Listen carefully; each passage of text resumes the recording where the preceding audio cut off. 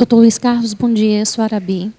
Eu gostaria de saber qual essas medicações, alcachofre, o ginseng, aqueles que passaram no teste, está disponível em algum lugar? Como a gente pode saber? Está disponível onde? Algum lugar, algum site? Porque você disse que alguns não passaram que a medicação tinha pouca quantidade, enfim. Não, não. Não está disponível. Essa análise eu fiz como pesquisa. Para que isso pudesse estar disponível, teria que ser feito pela Anvisa. A partir dessa detecção, nós sugerimos à Anvisa que faça isso regularmente e dê o resultado oficialmente. Eu não posso fazer isso como pesquisador, eu não tenho poder fiscal. É apenas um indício de pesquisa. Havendo interesse, depois eu posso individualmente dizer quais as marcas que eu aprovei. Só que eu não posso dizer quais eu reprovei. Mas vocês viram que a probabilidade é grande, né?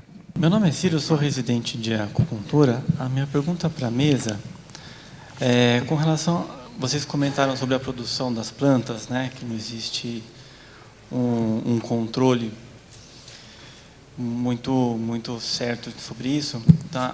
A minha pergunta é assim, a depender do solo, do clima, do local onde é produzido a planta medicinal, se isso vai alterar a bioquímica dela ou não, se a gente não precisa ter esse tipo de preocupação. Não, eu acho que a pergunta dele é interessante, se a gente pudesse dar um pouco de colocação. Ele estava perguntando se, em termos de a utilidade da planta, em termos de eficácia e eficiência, se a qualidade do solo, condições dela ser cultivada, dela ser seca, se isso alteraria o padrão da planta, né? Acho que isso é uma questão interessante. O que eu posso dizer é o seguinte, em termos de princípios ativos, com exceção das mucilagens, né, e alguns outros, a maioria dos princípios ativos elas são partes de defesa da planta. Os alcaloides, né, por exemplo, eles são formas de defesa da planta.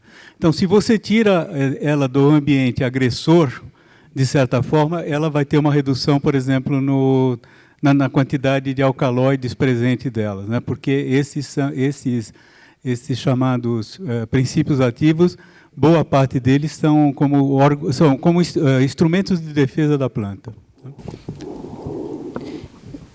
Oi, eu sou Marcela, eu sou estudante de acupuntura, e eu queria perguntar para a mesa, mais da parte da medicina chinesa, que uma vez eu vi que para a absorção das plantas é importante a microbiota intestinal. E se na medicina chinesa tem alguma coisa dessa parte? Posso responder? Quem que perguntou? Não estou vendo. Então, quando a gente fala em medicina chinesa, a gente tem que falar em padrões energéticos. Tá?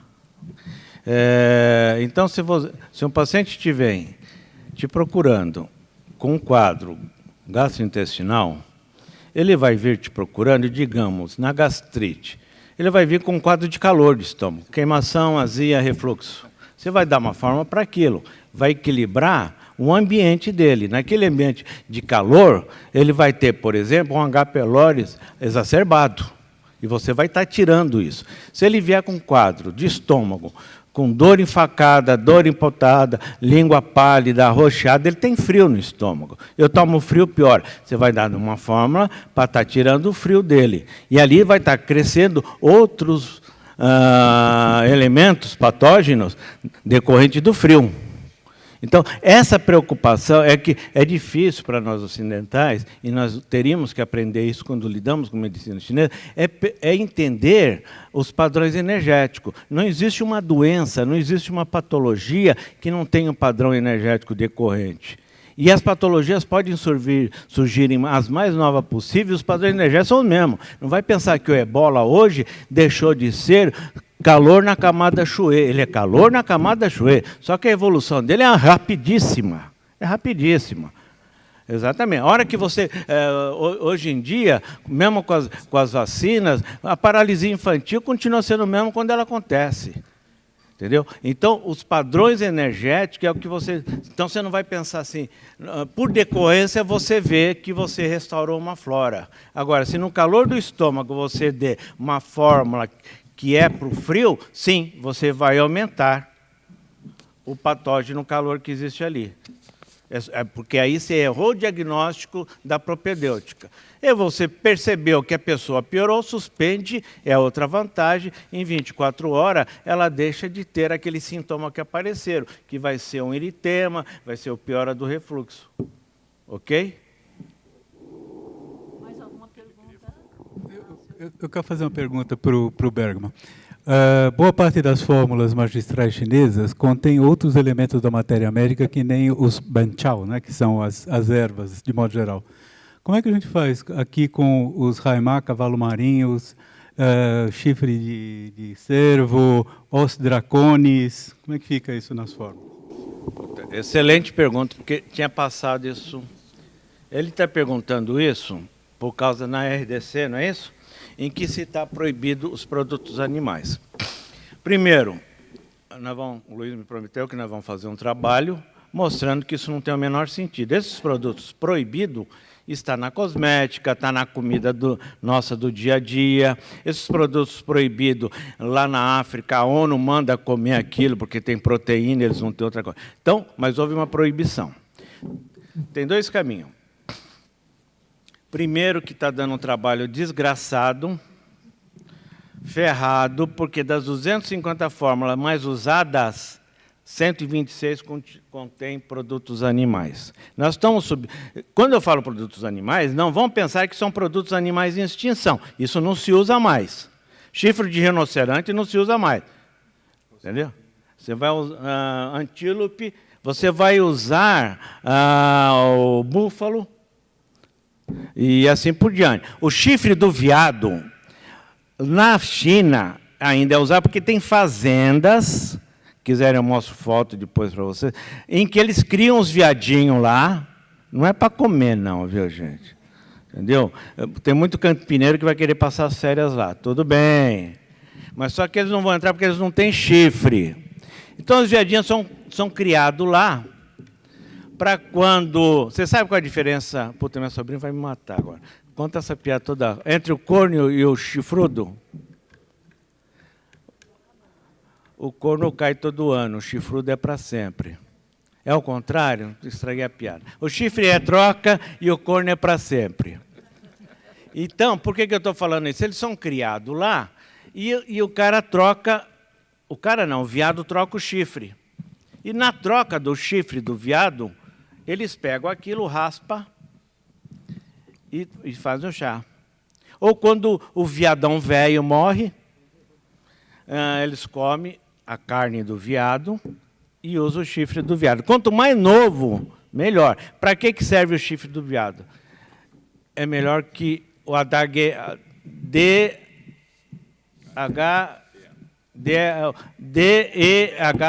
DEA. Sem os problemas do DEA. Sem os problemas do DEA. Estou cheio de paciente com problemas de DEA aí terríveis. Sem o problema de... Restaura. Então, ele levanta a moral do cara, entendeu? E na mulher também, que tem libido fraco, ele vai ajudar na produção da testosterona, entendeu? Então, esse é o problema, esse é um caminho. A gente substitui por ervas que têm a mesma função de ação, mas não com a mesma intensidade. E a outra é usá-lo como alimento, que é uma das coisas que está sobrando.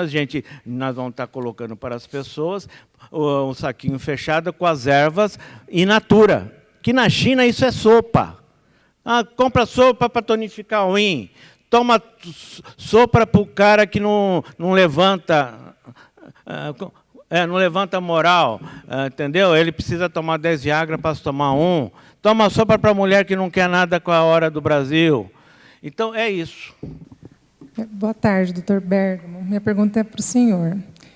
Sou também médica anestesista, né? Meu nome é Adriana, e eu fiz o curso de fitoterapia chinesa com o doutor Lodar Shen, e eu conheço já o senhor de outras palestras. Então, eu gostaria de informações, que eu estou um pouco desatualizada, a respeito se para uma reciclagem de fitoterapia chinesa, onde eu poderia encontrar, por exemplo, Liwei, medicações, site. Não vou roubar o tempo daqui, deixa eu explicar. Informações. Tem um standard lá, Fitofórmula. Quem quiser, você vai lá na Fitofórmula, eles vão te dar tudo isso e te dão uma dica. Você vai levar um brinde legal de presente. Creme de pérola. creme você conhece, lógico. Maravilhoso. Isso. Alguém tem mais alguma pergunta? Eu acho que vamos. O doutor Luiz Carlos quer fazer um comentário. Desculpe, eu não respondi a pergunta do colega. Da minha experiência, as alterações de solo e clima são atenuadas pela utilização do fitocomplexo. Ou seja, o efeito não depende de uma substância só, depende de um conjunto. Então, essa alteração existe, mas geralmente ela não se reproduz em alterações de eficácia, dentro de determinados limites, evidentemente. Muito abaixo desses limites, ou muito acima dos limites estabelecidos, você não utiliza. Planta que você aclimata, ela perde os seus ativos, evidentemente não se utiliza, se continua se utilizando ela nativa. Para a nossa sorte, a fitoterapia trabalha dessa forma. Senão seria muito difícil, você teria apenas um ou outro ponto de origem para trabalhar com fitoterápico, restringiria demais. O caso da microbiota também, para a fitoocidental, é necessário. O maior exemplo, a isoflavona de soja, a maior parte das mulheres não consegue digerir a isoflavona, ela sai nas fezes. E aí não dá o efeito fito-hormonal que se deseja. Minha última observação, nós temos 2 anos e pouco para contribuir com esse processo. Neste período, nós temos que levantar esses problemas. Há problemas de qualidade, a farmacopeia está sendo atendida, essa produção industrial vai ser vendida em qualquer farmácia, quem vai prescrever? Qualquer um pode prescrever, qualquer um pode dispensar, para que no final desse processo saia uma regulamentação. E vai sair, e ela tenha sido gerada com a participação de todos os segmentos. Temos várias entidades na área que devem se juntar e fazer contribuições efetivas nesse momento. Agora, individualmente, vocês podem notificar, seja a eficácia terapêutica ou seja problemas, para que nesse período a gente possa ter, de fato, um levantamento como está a medicina chinesa no Brasil. Muito obrigado.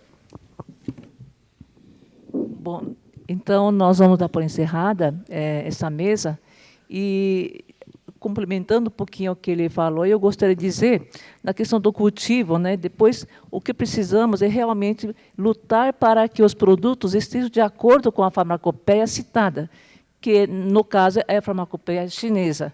Então, se eu tenho, por exemplo, uma raiz de glicerrisa que não contém o seu elemento principal, glitirrutina, na quantidade suficiente, e ela depende muito da temperatura do local onde ele é cultivado.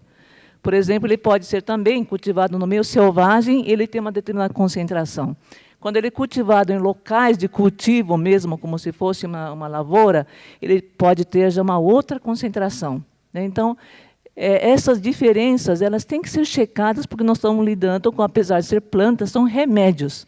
Essas formas magistrais são remédios potentes. Então, eu acho que compete a cada um de nós também termos essa preocupação de legislar e olhar a lei também acontecer. Você está falando, isso na medicina chinesa acontece e a gente detecta na identificação da qualidade energética dela, que é diferente de quando você detecta no princípio ativo.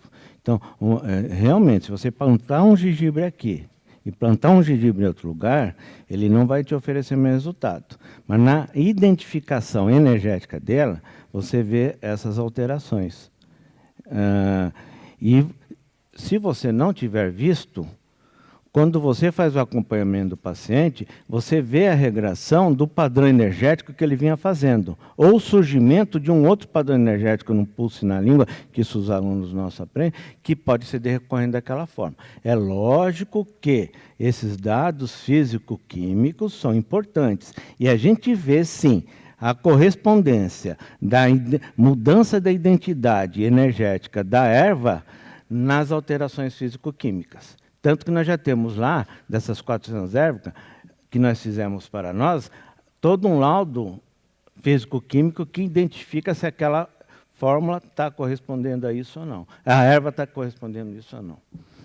Mais uma vez, a importância de conhecer a medicina chinesa, os princípios básicos. Então, obrigada, gente. Vamos fazer por terminada a nossa mesa. Obrigada pela presença de todos.